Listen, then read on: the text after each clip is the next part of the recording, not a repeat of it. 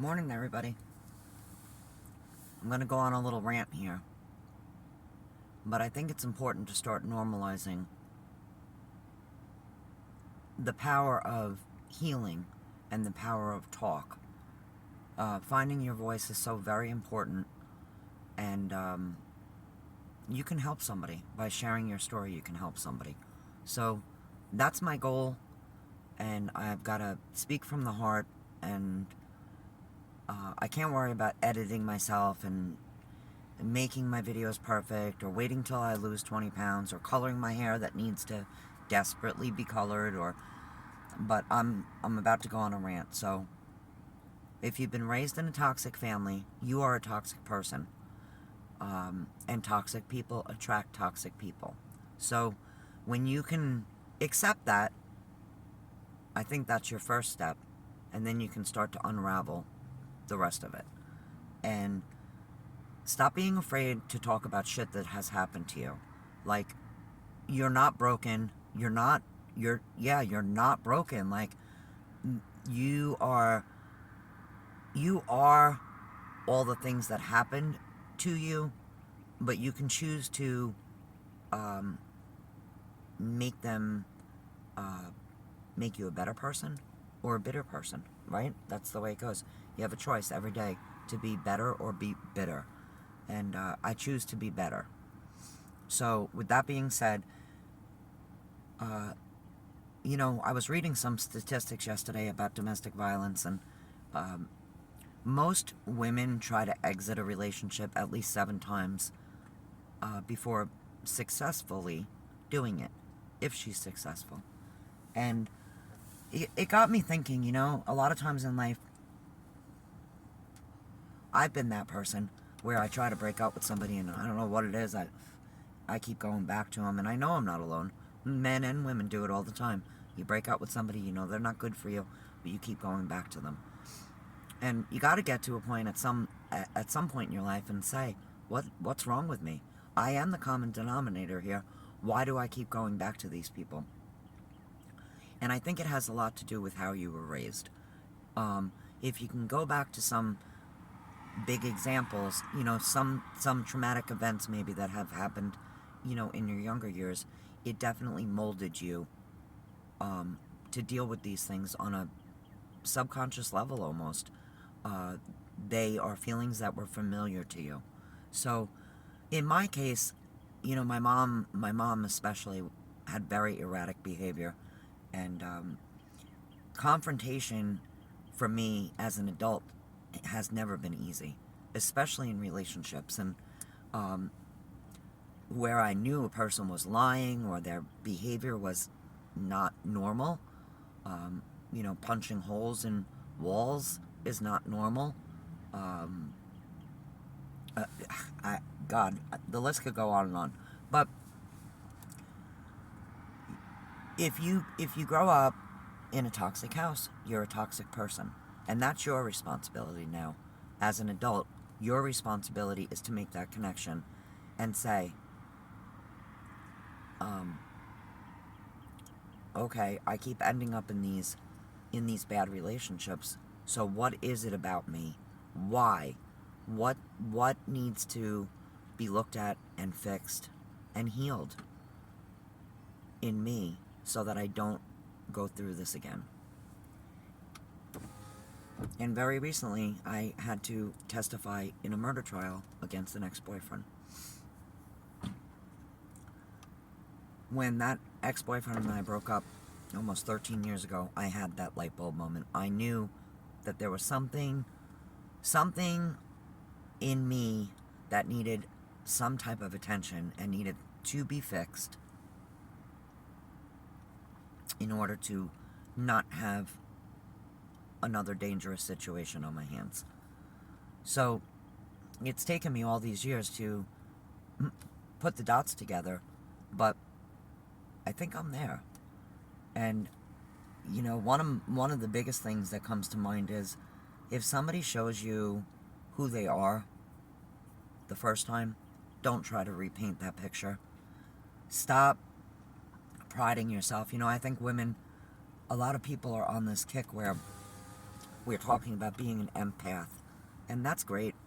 You know, be an empathetic person. Be a compassionate person.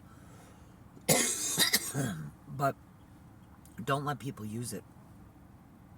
And don't allow yourself to be used. And that goes hand in hand with stop making excuses for shitty people who do shitty things. Stop feeling bad for whatever trauma you think or they've told you that they've been through to validate their shitty behavior. I'm sorry, that saying of that's just who I am or that's how I've always been doesn't fucking cut it. Not an excuse. Not an excuse. And let it be an excuse for them over there, you know? I have no problem accepting people the way they are. But don't do it in my space. Go over there and do it. Why is it getting so dark in here? I have no idea. Anyway, I guess I'm in the dark. But, yeah, so if you were raised in a toxic house, you are a toxic person. Accept it. Own it. It's not the end of the world. Just commit to yourself that you're going to get better. And give yourself grace, you know?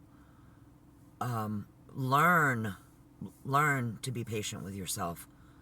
Learn to be compassionate with yourself. Learn to love yourself. Learn to love yourself enough that you will never go back into another abusive relationship. And I think if you can commit to that, it's only going to get better. So, for me to stay committed to loving myself is owning my truth. And my truth is not pretty all the time, you know?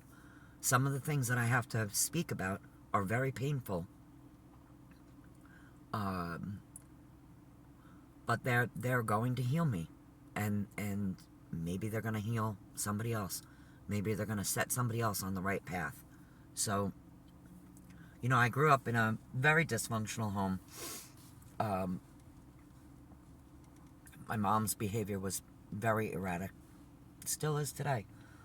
And I think that set me up for a lifetime of being afraid of confrontation, you know, because I didn't know how somebody was going to take it. So a lot of times I just kept my mouth shut because I didn't want to rock the boat. And those things bit me in the ass a lot harder than most people. But don't be afraid to rock the boat, you know? Rock that freaking boat. And if someone falls out, they weren't meant to be in your boat. You know, I know all these things are like little cliche like sayings, but they really are true. And the more you exercise your confidence with these things, the better you'll get. Be committed to standing in your truth, because it's the only thing that really is going to set you free and put you on a path of happiness. You know, nobody feels good going to bed at night knowing that they let someone lie to them or distort their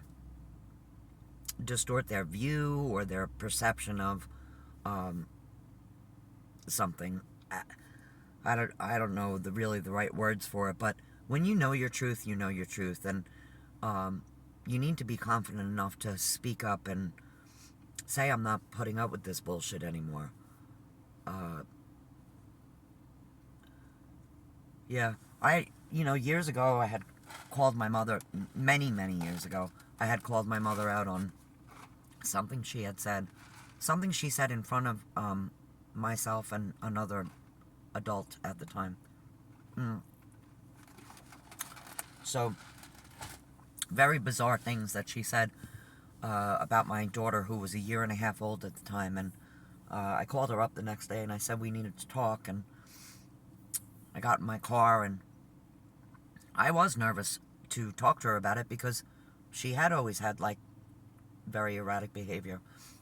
And anyway, she denied it. She denied saying these things, And I was simply asking her why she was saying them because they were very concerning.